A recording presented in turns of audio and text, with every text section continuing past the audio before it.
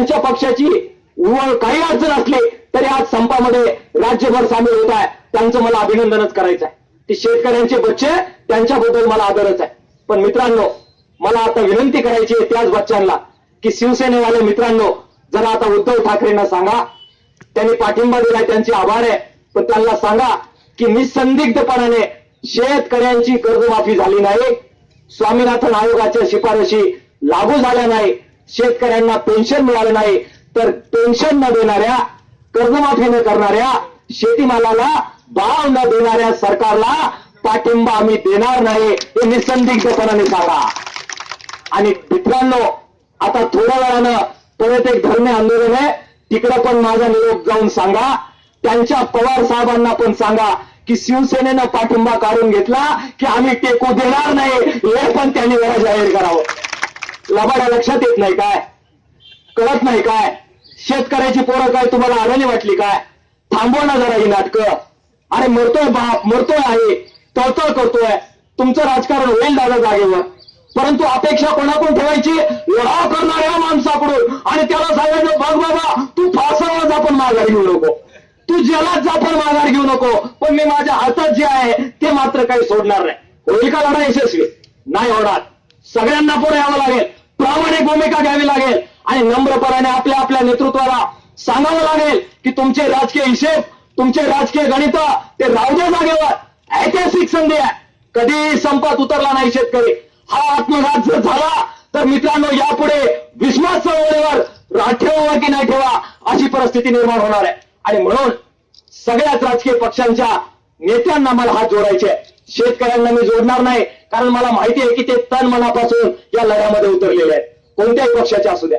पण नेत्यांना मला हात जोडायचे आहेत. शरद पवार साहेब, कृपा करून आता स्टेटमेंट येऊ द्या, बोला. अजित नवले काय बोलतोय, ते पुणतांब्याचे कार्यकर्ते काय बोलतोय, याच्यापेक्षा तुम्ही काय बोलता याच्याकडे आमचं लक्ष लागून राहिलेलं आहे. जाणते राजे आहात ना, अनेक वर्ष कृषी मंत्रीपद भोगले ना, या महाराष्ट्राच्या शेतकऱ्यांनी साथ केले म्हणून मोठे झालात ना. मग विनंती आहे, शेतकऱ्याची पोरं संपात उतरलाय, संपाला पाठिंबा द्यायचं राष्ट्रवादी काँग्रेसचे स्थानिक नेते म्हणतायत, संपाला पाठिंबा द्यायचे पॅनल डिस्कशनवाले म्हणतायत, परंतु संपाला माझा पाठिंबा आहे. पोरांनो, लढा, मी तुमच्या मागे आहे. शरद पवार साहेब, तुमचं स्टेटमेंट का नाही हे पण जरा आमच्या शेतकऱ्यांच्या पोरांना समजून सांगा. आलं पाहिजे की नाही स्टेटमेंट? केलं पाहिजे की नाही स्टेटमेंट? आलं पाहिजे, केलं पाहिजे. पक्ष पार्ट्या राहतील ना जागेवर, कशाची वाट पाहताय? शेतकऱ्यांनी गाड्या फोडल्या, मग त्यांच्यावर गोळीबार झाला, मग त्यांचे मुर्दे पडले, मग त्यांच्या घरावर त्यांच्या माळमावल्यांची कुकं पुसले की मग पाठिंबा तुम्ही देणार आहे का? हा प्रश्न आज शेतकऱ्यांची पोरं विचारू लागलेली आहेत. आणि म्हणून मला शरद पवार साहेबांना हे जरा विनंती करायची. वरच्या व्यासपीठावर आम्ही ती करूच, पण अकोल्याच्या चौकातून पण जरा ही विनंती जाऊ द्या, हे मला तुम्हाला जरा तळमळून सांगायचंय.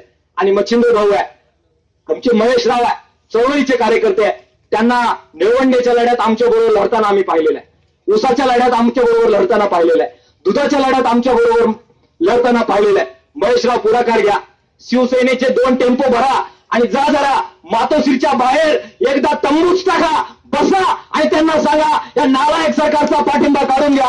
याची आता गरज नाही, तुम्ही जरा राज्याचं नेतृत्व करा, आमच्या तुम्हाला शुभेच्छा आहे. ही विनंती मी महेशराव आणि मच्छूभाऊ तुम्हा दोघांनाही करतोय. मित्रांनो, जरा ताकाला जाऊन गाडगे लपवण्याची आपली सवय नाही, म्हणून जरा आरपार बोललो, कारण कमवायचं काहीच नाहीये आणि कमवायचा हिशोब नाहीये. म्हणून कोणाला वाईट वाटलं असेल तर आपली नम्रपणाने माफी मागतो, पण विनंती मी आपल्याला करतो, आता माघार नाही. आम्ही थकलो, नेत्यांनी माघार घेतली, तरी शेतकऱ्याच्या पोरांनो, आण तुम्हाला तुमच्या आईची आहे, तुम्ही माघार घेऊ नका, होऊन जाऊ द्या फैसला आरपार लढाईच्या, हीच विनंती करतो. पुन्हा सुरावच्या सगळ्या कार्यकर्त्यांना नम्रपणाने